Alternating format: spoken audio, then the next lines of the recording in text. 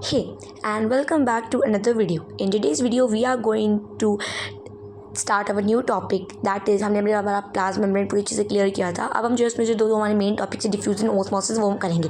तो वो diffusion osmosis के बाद ओवरऑल तो चल गया होगा जो क्योंकि मैंने पिछली क्लास में वो स्टार्ट कर दिया था। ठीक है, सो मैंने आपको बताया था दोनों कंडीशन में हम देखेंगे high concentration to low concentration. ठीक है, तो अभी हम जो है इसी को अच्छे से डिस्कस करेंगे details. First of all let's discuss about the diffusion and then about the osmosis. दोनों सेम है बट इसमें जो सॉलिड लिक्विड गैस इन तीनों में होते हैं बट इसमें सिर्फ लिक्विड्स की ही बात हमारी चलती है। ठीक है, so let's discuss first of all diffusion. ठीक है, so you can see when any substance, ये हमारी plasma membrane, when a substance move from high concentration to low concentration through plasma membrane is known as diffusion. ठीक है, so we can say that diffusion is a process of movement of a substance from solid, liquid or gas from the region of its high concentration to a region of its low concentration. Okay, let's quickly do and start our topic. वही मैं बोल रही हूँ, फिर हम हमारा diffusion process करेंगे। Diffusion सुना ये को बता दिया। डिफ्यूज़न क्या है? डिफ्यूज़न है high concentration to low concentration. Clear हो गया? क्लियर हो गया। So when concentration of any diffusible substance, ध्यान सुनना, व्हेन मेरी लाइन पिछले में बताती है बट आई थिंक किसी को समझ नहीं आई होगी, पर उसको मैंने मतलब समझाया तभी समझाया था, बट अब ये ध्यान सुनना। When concentration of any diffusible substance through plasma membrane increases in cell as compared to outside, अगर इसके अंदर सपोज को बहुत ज़्यादा डिफ्यूज़ होना है इसको, तो ये बहुत ज़्यादा मात्रा में और बाहर थोड़ा कम है, so it diffuses out through plasma membrane. Why? Because high concentration to low concentration, तो यहाँ पे ज़्यादा हो जाएगा फिर। ठीक है, and when the concentration in outside of the cell, यानी कि हम करें at the same time the concentration of any diffusible substance is more in outside the cell than compared to inside, so there is a यहाँ पे movement होगी इसकी through plasma membrane. सो बोला जहाँ पे हाई कंसंट्रेशन होगा वहाँ में लो कंसंट्रेशन हो जाएगी थ्रू ये जो है थ्रू प्लाज्मा मेम्ब्रेन और सेल मेम्ब्रेन। ये बात आपको याद रखनी है। So for example according to carbon dioxide, suppose करो carbon dioxide construction when increases in the cell, carbon dioxide जो है कंस्ट्रक्शन यहाँ बहुत ज़्यादा है, कार्बन डाइऑक्साइड है एंड बाहर कम है, तो डिफ्यूजेस आउट। ये बोलेंगे नहीं कि बाहर कम है, बस बोलेंगे अंदर बहुत ज़्यादा है, इट मीन्स बाहर जाएगी क्योंकि बाहर कम होगी। अगर सपोज करो बाहर ज़्यादा है, वो ये नहीं बोलेंगे कि अंदर कम है, बस ये बोलेंगे कि बाहर ज़्यादा है, तो अंदर जाएगी।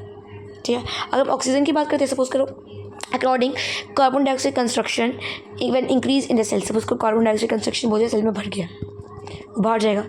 और ऑक्सीजन का इधर बहुत ज़्यादा कंसंट्रेशन है, तो ऑक्सीजन को अंदर जाना है, तो ऑक्सीजन ऐसे अंदर जाएगा। ठीक है, तो मैंने बोला कि कहाँ पे जाएगा? Region of its high concentration to region of its low concentration. ये बात आपको ये बात रखनी है। ठीक है, समझ आ गया। So water also obeys the laws of diffusion, but उस प्रोसेस को हम ऑस्मोसिस कहेंगे। तो मोमेंट ऑफ वाटर और solvent through selective permeable membrane is known as osmosis. However the moment of water across the plasma membrane is affected by the amount of substances dissolve in water, यानी कि वो क्या करती है, suppose करो dissolve जो है वाटर यहाँ पे डिसॉल्व है, तो क्या करेगी, सेल को भी अफेक्ट करेगी। सो पहले हम डिस्कस करते हैं व्हाट इज ओस्मोसिस। ठीक है, सो ओस्मोसिस क्या होता है?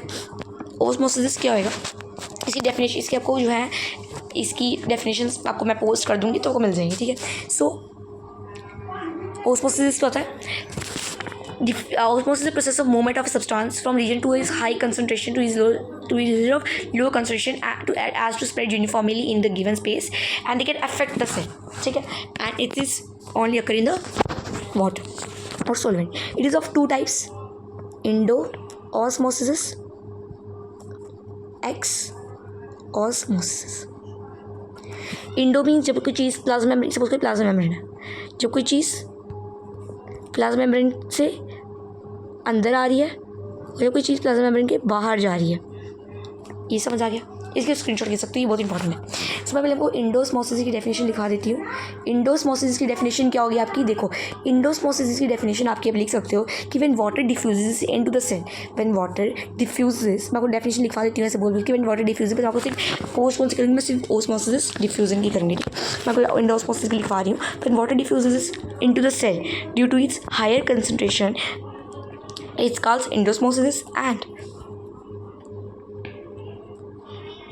when the concentration of water, when water diffuses out of the cell, when water diffuses out of the cell because of its highest concentration inside the cell is known as exosmosis। बस आपको ये यहाँ पे लिख देती हूँ, when आपको बस लिखना है when water diffuses, ठीक है, the cell because of its higher concentration. जब आप इंडो की लिख रहे हो, जब आप इंडो की लिख रहे हो तो आपको लिखना है इन, जब एक्सो की लिख रहे हो तो आपको लिखना है out. Get water diffuses in the cell is known as because of higher concentration is known as endosmosis. And जो वो बाहर जा रही है ड्यू टू, यानी कि जो अंदर आ रही है, और जो अंदर आ रही है ड्यू टू इस higher concentration is known as endosmosis, और जब वो बाहर जा रही है ड्यू टू इस हायर कंसंट्रेशन इसको बोलते हैं exosmosis. I hope this is not clear to you. So हम बात करेंगे थ्री सोल्यूशंस की। पहले हम बात करेंगे हमारे हाइपोटोनिक की। हाइपोटोनिक से आपको याद रखना है कि वो मोटा होगा, बस ये सेल की भी याद बात है, किसी चलिए सेल की बात चल रही है, ठीक है, सेल मोटा होगा, हाइपो मोटा, ठीक है। तो जब हाइपो की बात करेंगे तो जब मोटा कब होगा, जब पानी उसके अंदर आएगा। So if the medium, suppose करो अगर मैं सेल को इधर प्लेस किया जहाँ पे जो है वाटर का कंसनट्रेशन क्या है, यहाँ पे कंसनट्रेशन की वाटर का, यानी कि हम बोला कि सेल जो है स्वेल होगा। अब सेल स्वेल कब होगा, जो पानी अंदर आएगा, इट मीन्स यहाँ पे ज़्यादा होगा, और यहाँ पे कम होगा, तो अंदर आएगा, यानी कि सॉल्वेंट ज़्यादा है और सॉल्यूट क्या है, बाकी का जो परसेंट वो कम है, यानी तभी सेल को स्वेल करेगा। So if the medium surrounded the cell has higher concentration then the cell will gain water, और इस प्रोसेस को हम क्या करते हैं, जब वो अंदर आता है endosmosis, the cell is likely to swell up in this case. And if you talk about कि अगर हम सेल को करेंगे तो वो अब सेल को जो है श्रिंक होना है, श्रिंक वाले को हम बोलते हैं हाइपरटोनिक। अब ये तो याद होगा आपको, बस हाइपो याद रखना, हाइपर तो ऑब्वियसली याद हो ही जाएगा, ठीक है। तो मतलब अब उसे श्रिंक वाला मीन्स वो पानी खोएगा, तो मतलब यहाँ पे ज़्यादा है और यहाँ पे कम है, तो जब वो जाएगा तो वो पानी खोएगा। So the medium has a low concentration of water than the cell, the cell will lose water by exosmosis, कि बाहर जाता है exosmosis, the cell will shrink in this case। and if कोई नेट मूवमेंट नहीं, बाहर भी जा रहा है अंदर भी जा रहा है, यानी कि यहाँ पे भी इक्वल है, तो अंदर भी आ रहा है बाहर भी जा रहा है, इसको बोलेंगे आइसोटोनिक की कोई मूवमेंट नहीं। सर इधर medium has exactly the same water concentration as the cell के अंदर जितना वाटर है बाहर भी उतना ही वाटर है, कंसंट्रेशन वाटर का, तो there will be no net movement, और जो सेल का साइज जो सेम रहेगा, तो यहाँ पे एक्सोस्मोसिस भी अंदर भी आएगा और एंडोस्मोसिस बाहर भी जाएगा। So this is our example. So यहाँ पे देख रहे हो, यहाँ पे हम आइसोटोनिक समझा लेंगे, आइसोटोनिक में इंडोस भी होगा एक्सोस भी होगा, तो नो चेंज होगा।